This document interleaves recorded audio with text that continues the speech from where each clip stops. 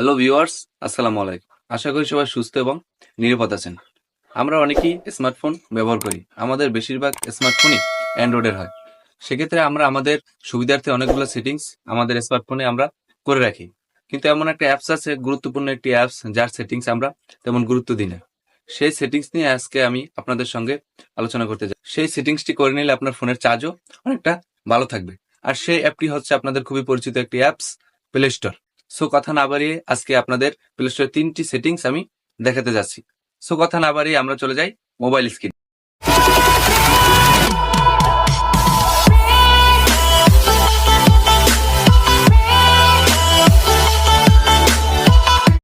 তো আমরা চলে আসলাম আমাদের মোবাইল স্ক্রিনে। সেটিংসটা যেহেতু প্লে স্টোরে, তো আমি প্লে স্টোরটা ওপেন করে নিচ্ছি। প্লে স্টোরটা ওপেন করার পর আপনাদের যে প্রোফাইলটা, আপনাদের উপরে ডাইন পাশে যে প্রোফাইল লোগোটা, তার উপরে একটা ক্লিক করবেন।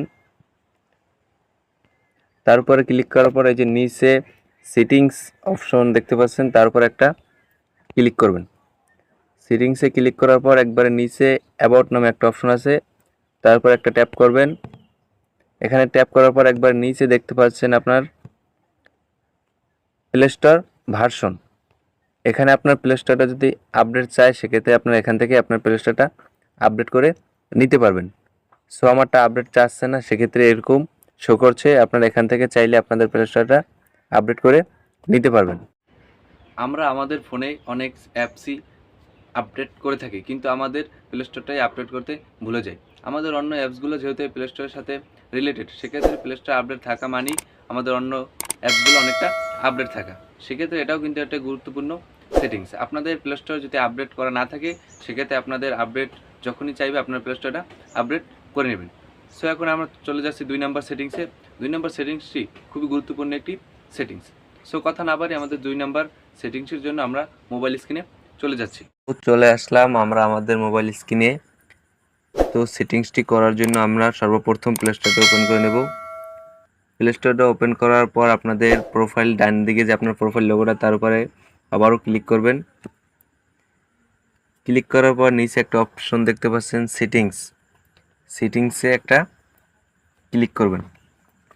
সেটিংসে ক্লিক করার পর এখানে দেখতে পাচ্ছেন নেটওয়ার্ক রেফারেন্স, তারপর একটা ক্লিক করবেন।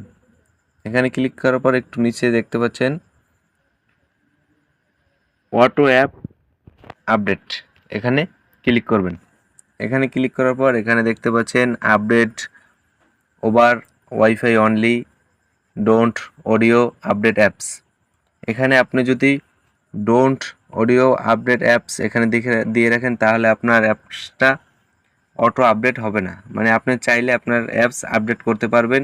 আর যদি এখানে আপডেট ওয়াইফাইতে দিয়ে রাখেন, সেক্ষেত্রে আপনার ওয়াইফাই কানেক্ট হলে বা মোবাইল ডাটা থাকলে যে কোনো টাইমে আপনার অ্যাপস আপডেট আসলে অটো আপডেট নিবে। সেক্ষেত্রে আপনারা সবথেকে বেস্ট অপশন হচ্ছে আপনারা এখানে ডোন্ট অটো আপডেট অ্যাপস এটা দিয়ে রাখবেন। এই সেটিংসটি করে রাখলে আপনার সুবিধা কি?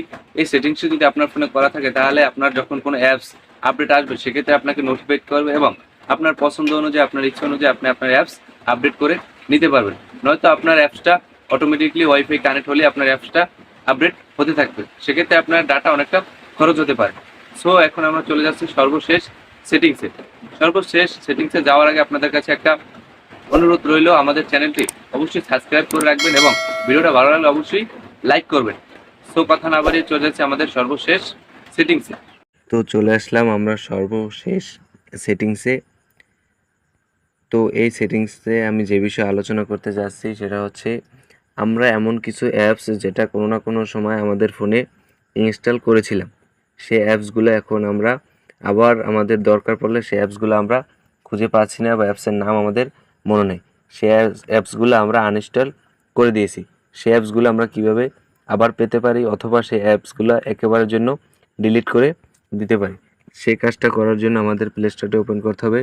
প্লে স্টোরটা ওপেন করার পর ডান পাশে প্রোফাইলে চলে যাব। প্রোফাইলে যাওয়ার পরে এই যে 2 নম্বর অপশনটা আছে ম্যানেজ অ্যাপস অ্যান্ড ডিভাইস, এটার উপর একটা ক্লিক করব।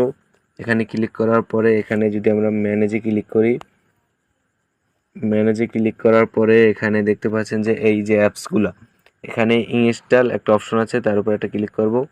এখানে দুইটা অপশন আছে, ইনস্টল এবং নট ইনস্টল। যদি নট ইনস্টলে আমরা ক্লিক করি, এখানে অনেকগুলো অ্যাপস আছে। এই অ্যাপসগুলা কোনো না কোনো সময় আমি আমার ফোনে ইনস্টল করেছিলাম, সেই অ্যাপসগুলো এখানে দেখাচ্ছে। তো আপনারা চাইলে এখান থেকে এই যে বক্স এখান থেকে চিহ্নিত করে আপনারা এই অ্যাপসগুলো আবার ইনস্টল করতে পারবেন এবং এখান থেকে ডিলিটও করে দিতে পারবেন, এখান থেকে ডিলিট করে দিতে পারবেন।